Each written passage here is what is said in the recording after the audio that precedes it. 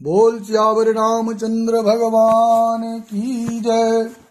श्रीमद्भागवत गीता समस्त श्रोतागण, आज से आप लोगों के समक्ष श्रीमद्भागवत गीता का त्रयोदशोध्याय 13वां अध्याय आरंभ कर रहा हूं। तो आइए श्रीमद्भागवत गीता के 13वें अध्याय का श्रवण और मनन करते हैं। बोल वृंदावन बांके बिहारी लाल की जय। ओम अथ त्रयोदशोऽध्यायः। श्री भगवानुवाच इदं शरीरं कौन्तेय क्षेत्रमित्यभिधीयते एतद्यो वेति तं प्राहु क्षेत्रज्ञ इति तद्विद्वः। श्री भगवान बोले, हे अर्जुन, यह शरीर क्षेत्र के नाम से कहा जाता है। जैसे खेत में बोए हुए बीजों का उनके अनुरूप फल समय पर प्रकट होता है, वैसे ही इसमें बोए हुए कर्मों के संस्कार रूप बीजों का फल समय पर प्रकट होता है। इसीलिए इसका नाम क्षेत्र कहा गया है। और इसको जो जानता है उसको क्षेत्रज्ञ इस नाम से उनके तत्व को जानने वाले ज्ञानी जन कहते हैं। क्षेत्रज्ञं चापि मां विद्धि सर्व क्षेत्रेषु भारत क्षेत्र क्षेत्रज्ञ योर ज्ञानं यत्त ज्ञानं मतं मम। हे अर्जुन, तुम सब क्षेत्रों में क्षेत्रज्ञ अर्थात जीवात्मा भी मुझे ही जान, और क्षेत्र क्षेत्रज्ञ को अर्थात विकार सहित प्रकृति का और पुरुष का जो तत्व से जानना है वह ज्ञान है, ऐसा मेरा मत है।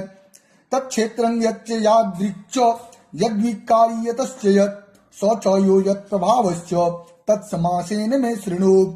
वह क्षेत्र जो और जैसा है तथा जिन विकारों वाला है और जिस कारण से जो हुआ है, तथा वह क्षेत्रज्ञ भी जो और जिस प्रभाव वाला है, वह सब संक्षेप में मुझसे सुन। ऋषि भीर बहुधा गीतं छंदो भीर विविधै पृथक् ब्रह्म सूत्र पदैश्चैव हेतु मद भीर विनिश्चिते।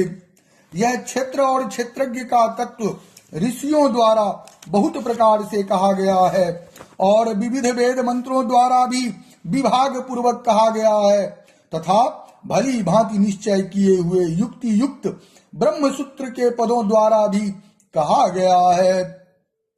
महाभूतान्यहंकारो बुद्धिरव्यक्तमेव च इंद्रियाणि दशकञ्च पंचचेन्द्रिय गोचरात्।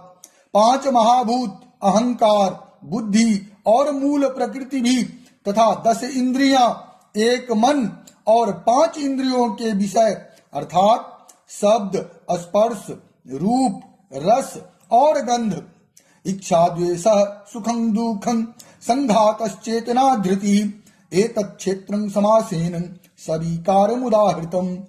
तथा इच्छा, द्वेष, सुख, दुख, स्थूल देह का पिंड, चेतना और धृति, इस प्रकार विकारों के सहित यह क्षेत्र संक्षेप में कहा गया है।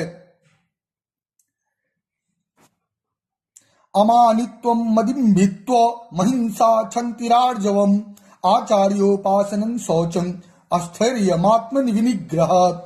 श्रेष्ठता के अभिमान का अभाव, दंभाचरण का अभाव, किसी भी प्राणी को किसी प्रकार भी नो सताना, क्षमा भाव, मन वाणी आदि की सरलता, श्रद्धा भक्ति सहित गुरु की सेवा, बाहर भीतर की शुद्धि, सत्यता पूर्वक शुद्ध व्यवहार से द्रव्य की और उसके अन्न से आहार की, तथा यथा योग्य बर्ताव से आचरणों की, और जल मृत्तिकादि से शरीर की शुद्धि को बाहर की शुद्धि कहते हैं। तथा राग द्वेष और कपट आदि विकारों का नाश होकर अंतःकरण का स्वच्छ हो जाना भीतर की शुद्धि कही।